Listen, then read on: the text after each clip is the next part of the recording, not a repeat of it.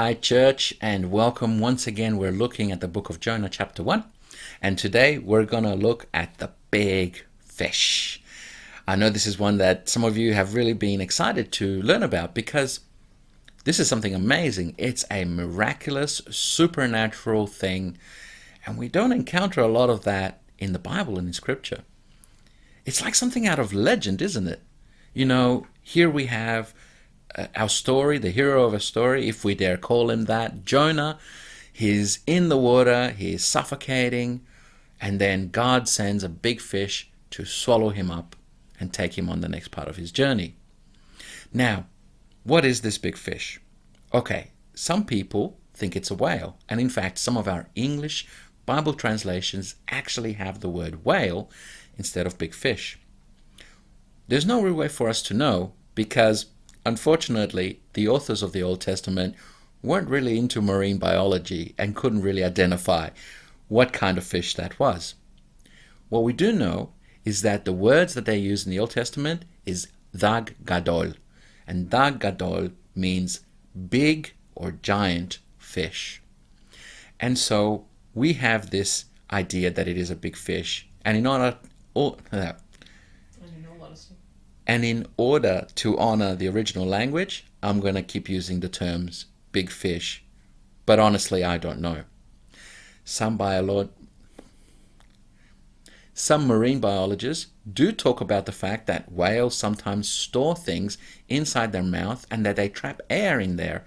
And anybody who has seen Finding Nemo would remember that scene when they're in the whale's mouth and there's air inside, but also they're able to float around in a bit of water. We can imagine Jonah potentially being in a similar situation.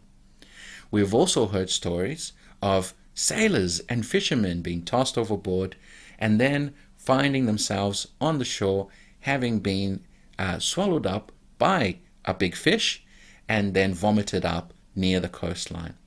So there is a bit of precedent there, but some of these stories can be very dubious.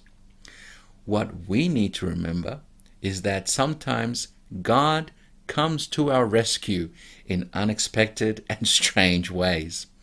We can find ourselves in a situation where we might be gasping for air, and then all of a sudden we are suddenly saved from that difficulty, but we enter into another situation that is equally as challenging and sometimes equally as harrowing. What we need to learn from this story here is that it was in the belly of the fish that Jonah began to pray. And I feel almost like as if that speaks to our present circumstance and our crisis with COVID so beautifully. Yes, in Queensland and where we find ourselves as a church, we are largely through a lot of what the world is still experiencing. But if you look at the graphs and the numbers, you would know that globally we are still very much in the belly of the whale. So I want to encourage you, friends, at this time, when you find yourselves in times of crisis, when you find yourself in times where you don't know what to do, it is worthwhile to pray. And Jonah prayed for 3 days and 3 nights. That's a long time in praying, but I think he had a very good reason to pray for that long. Because you see, he knew where his rescue was going to come from. And so, friends, I want to encourage you in that. Until we speak again, many blessings to you.